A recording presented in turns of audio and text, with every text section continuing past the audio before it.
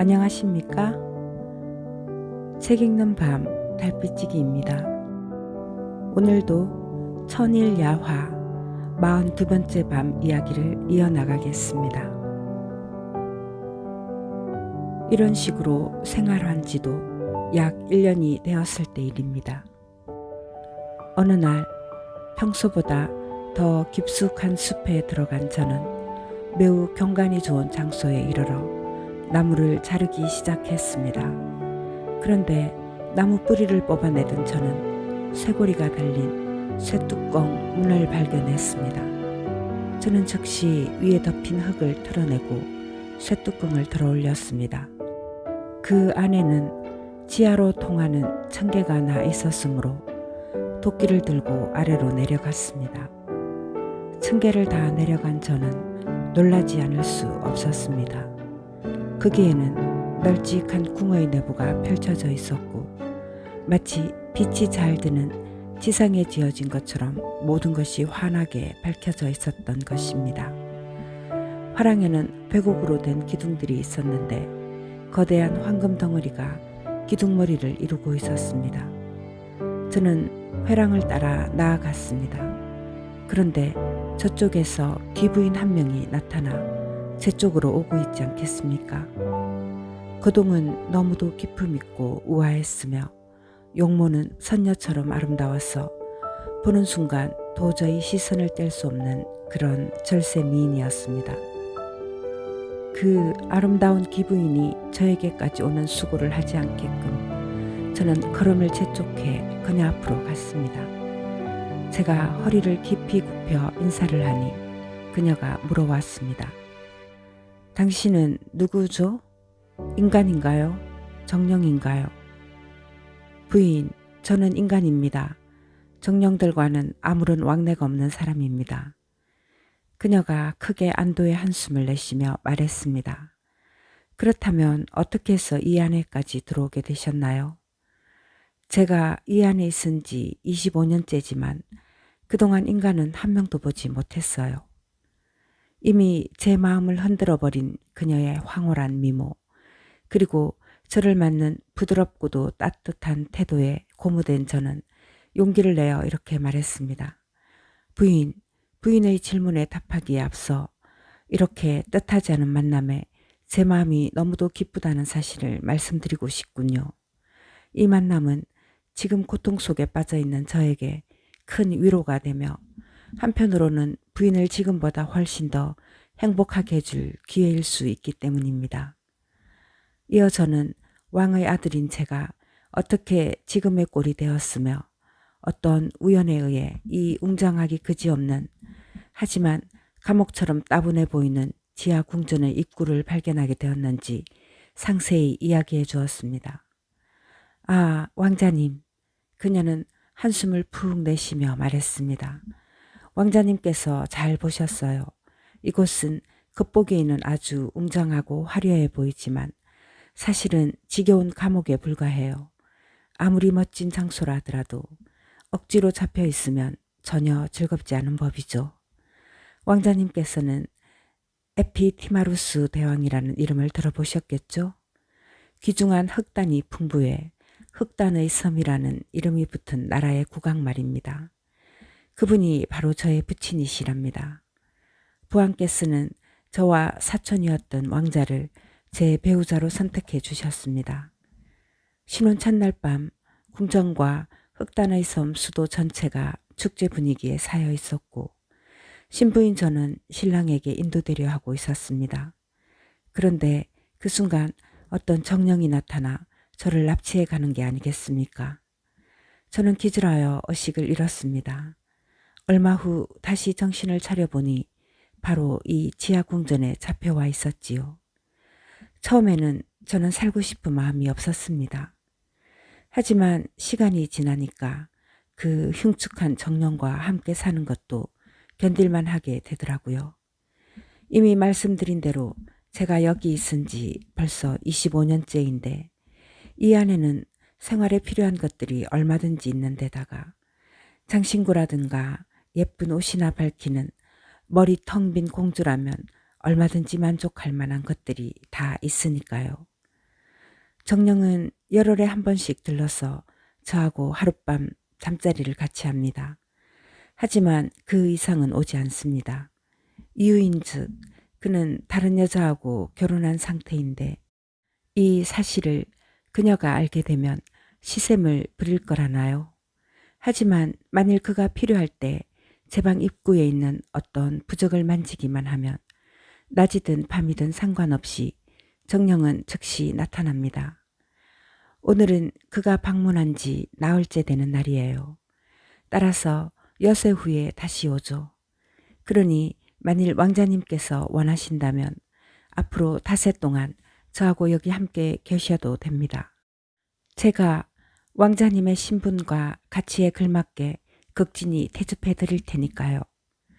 이런 과분한 혜택을 저 자신이 원하여 얻었다 하더라도 저는 스스로를 행운아로 여겼을 것입니다. 하물며 그녀가 먼저 청해 오는데 어찌 거절할 수 있었겠습니까? 공주는 저를 인간이 상상할 수 있는 가장 깨끗하고 안락하고 호화스러운 욕실에 들어가게 했습니다. 목욕을 마치고 나온 저에게는 남루한 옷 대신 매우 값비싼 다른 옷이 준비되어 있었습니다. 그것이 호사스러워서가 아니라 공주를 대하기에 합당한 차림이었기 때문에 저는 그 옷을 걸쳤습니다. 우리는 함께 좌단에 앉았습니다. 기막힌 융단을 깔고 최상급의 인도산 수단으로 지은 받침용 쿠션들로 꾸민 좌단이었습니다. 잠시 후 그녀는 기막히게 맛있는 음식들로 상을 차렸습니다. 우리는 함께 먹었고 그렇게 그날 하루 즐겁게 보냈습니다. 그리고 그날 밤 그녀는 저를 자기 침대에 들여주었습니다. 그 이튿날도 그녀는 저를 즐겁게 해주려고 온갖 정성을 다했습니다. 저녁 식사 때에는 지극히 훌륭한 오래된 포도주 한 병을 내왔고 주엉을 맞추기 위해 자신도 몇 모금 마셔가면서 제게 따라주었습니다. 그렇게 달콤한 음료를 한 잔, 두 잔 마시다 보니 저는 꽤나 취기가 올라 이렇게 말했습니다.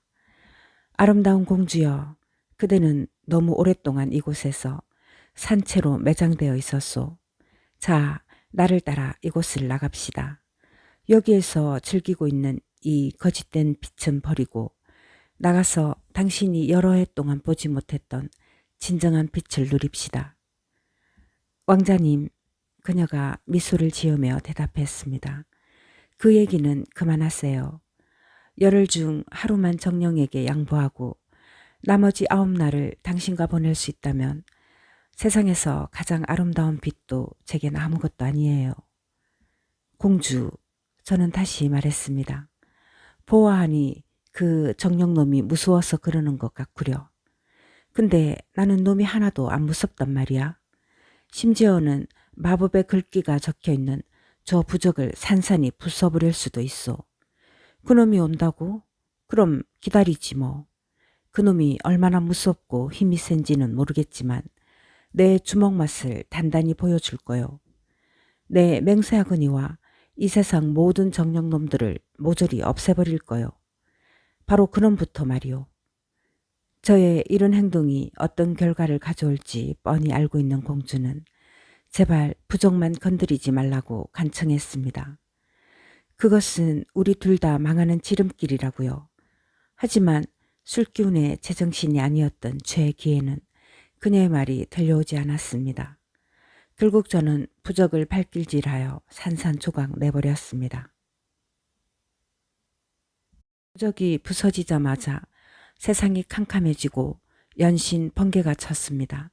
궁전은 천둥 같은 무시무시한 소리를 내며 금방이라도 무너져 내릴 듯 뒤흔들렸습니다.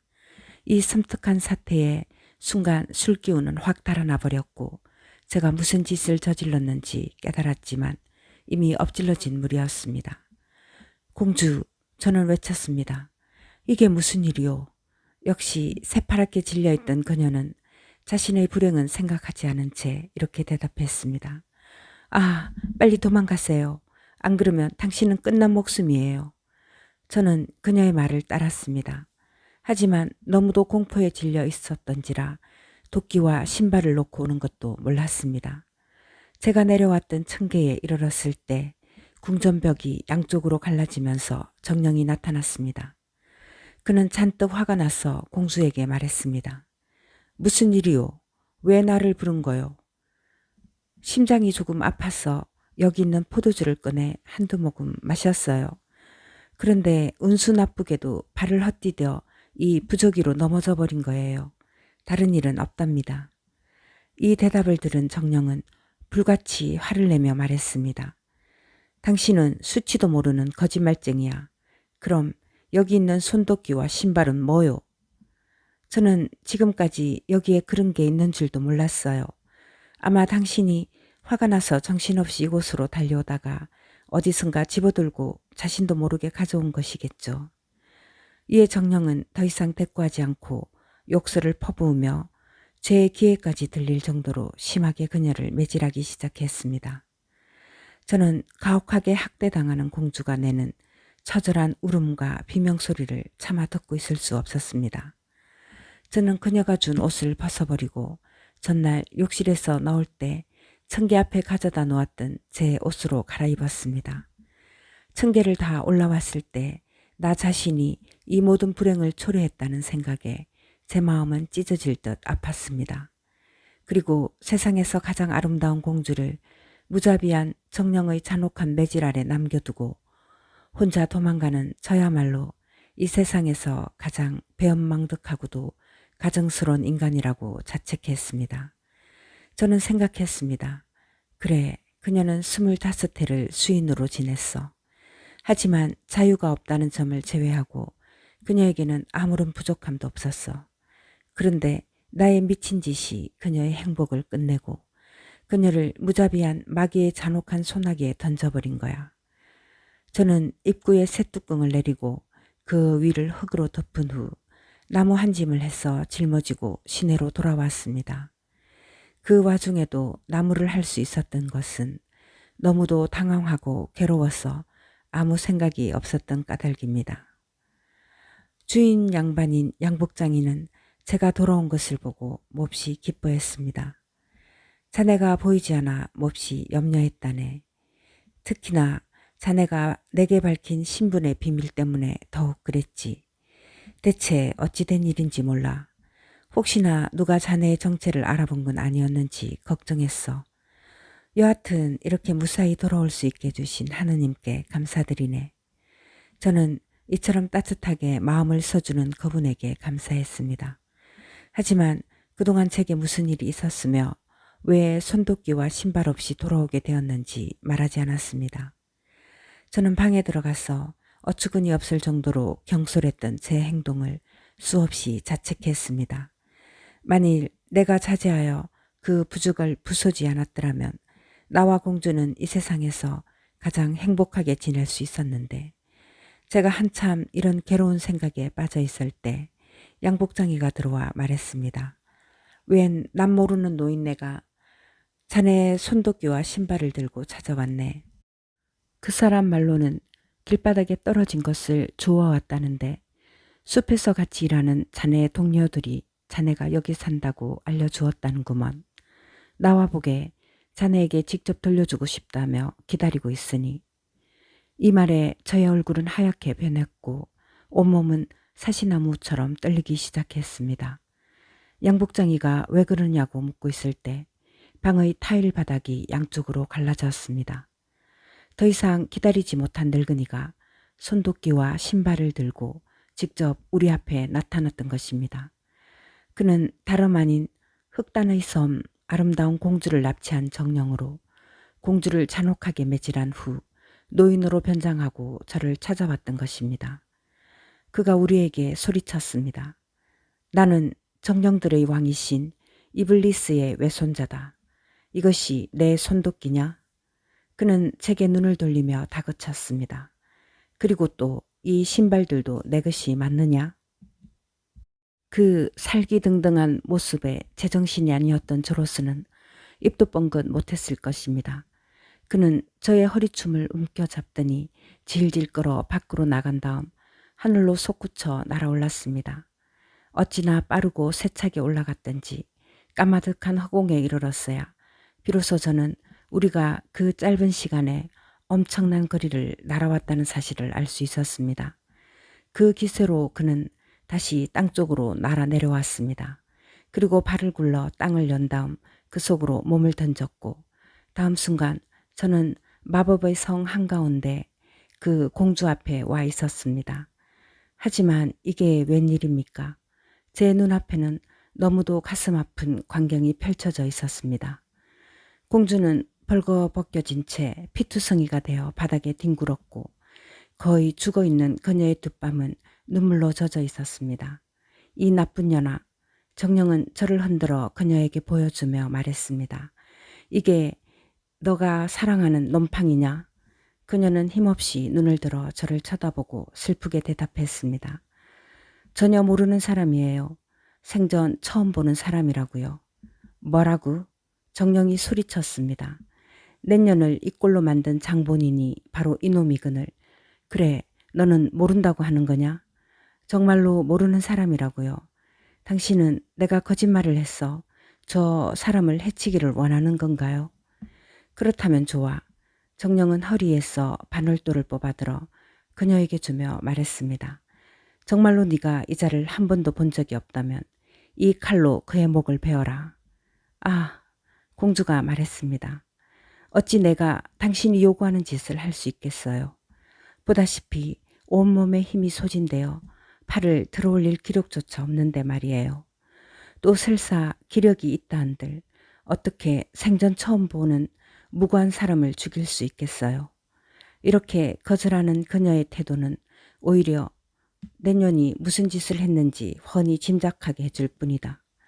이렇게 말한 정령은 이번에는 저에게 몸을 돌려 물었습니다. 그럼 너는 이 여자를 알고 있느냐? 제가 세상에서 가장 배은망덕하고 사악한 자라 할지라도 그녀가 보여준 신이 있는 태도를 저 또한 취하지 않을 수 없었습니다. 저는 정령에게 대답했습니다. 태어나서 지금 처음 보는 분인데 어찌 알 수 있겠습니까? 좋아, 내 말이 사실이라면 이 칼을 들어 전년의 머리를 베어라. 그렇게 하면 내 너를 풀어줄 것이고 내 놈 말대로 지금 처음 봤다는 사실을 인정할 테니까. 좋습니다. 저는 칼을 받아들었습니다. 하지만 아가씨, 제가 칼을 받아들고 공주 앞에 다가갔던 것은 정령의 가혹한 명령을 실행하고자 함이 아니었습니다. 단지 표정과 몸짓을 통해 그녀에게 제 뜻을 전하려는 것이었습니다. 즉, 그녀가 저에 대한 사랑으로 자신의 생명을 희생하려고 굳게 마음먹은 것과 마찬가지로 저 역시 그녀에 대한 사랑으로 제 목숨을 바칠 각오가 되어 있음을 알리려 했던 것입니다. 그녀는 저의 의도를 알아차렸습니다. 그녀는 자신의 고통에도 불구하고 간곡한 눈빛으로 자신은 기꺼이 죽을 준비가 되어 있으며 자신을 위해 제가 목숨을 버리려 한다는 것만으로도 충분히 만족한다는 뜻을 표시했습니다. 이에 저는 물러서서 칼을 바닥에 던지고 정령에게 말했습니다. 이분이 그냥 처음 보는 여자분이라 하더라도 차마 죽일 수는 없을 겁니다. 하물며 당신도 보다시피 이런 상태로 죽어가고 있는 불쌍한 여자 아닙니까? 이런 분을 잔혹하게 죽여버린다면 저는 이 세상에서 가장 비겁한 자일 것입니다. 자, 이제 당신의 처분에 맡길 테니 마음대로 하십시오. 하지만 당신의 야만스러운 명령은 따르지 않겠습니다. 오라, 정령이 말했습니다. 이제는 둘이서 함께 내게 맞서는구나. 그런 식으로 나를 모욕하고 약 올리겠단 말이지. 하지만 내가 어떤 자인지 똑똑히 보여주마. 괴물은 다시 반월도를 들어 공주의 한쪽 팔을 잘라버렸습니다. 그녀에게 남은 시간이란 남은 한 팔로 제게 마지막 작별의 인사를 보낼 짧은 순간뿐이었죠. 왜냐하면 벌써 많은 피를 흘린 데다 팔까지 잘린 그녀는 곧 숨을 거두었기 때문입니다. 이 참혹한 광경에 저는 기절하고 말았습니다. 얼마 후 다시 정신을 차린 저는 정령에게 이처럼 죽음을 기다리게 하느니 차라리 목숨을 빨리 끊어달라고 애원했습니다. 치시오. 당신의 최후의 일격을 받을 준비가 되어 있소. 그것이 당신이 내게 해줄 수 있는 가장 큰 은혜라오. 하지만 정령은 저를 죽이는 대신 이렇게 말했습니다.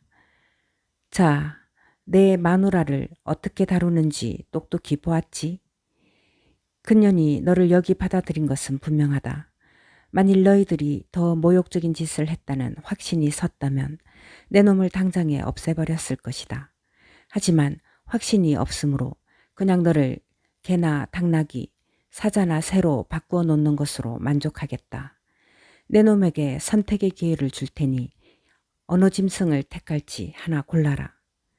이 말에 어쩌면 정령의 마음을 누그러뜨릴 수 있겠다는 희망이 생긴 저는 그에게 이렇게 말했습니다. 오 정령님, 노여움을 좀 푸십시오. 그리고 저의 목숨을 없앨 생각이 아니라면 그냥 너그럽게 살려주십시오.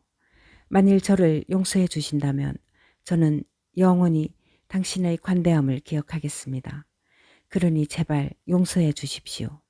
세상에서 가장 훌륭했던 어떤 사람이 그를 심하게 질투한 그의 이웃을 용서해 주었듯이 말입니다. 정령은 이 두 이웃 사이에 무슨 일이 일어났느냐고 물으면서 그 이야기를 다 들을 동안 벌의 집행을 미뤄주겠다고 말했습니다. 그래서 저는 다음과 같은 이야기를 그에게 해주었습니다. 지금 제가 아가씨에게 들려드려도 괜찮으시겠죠?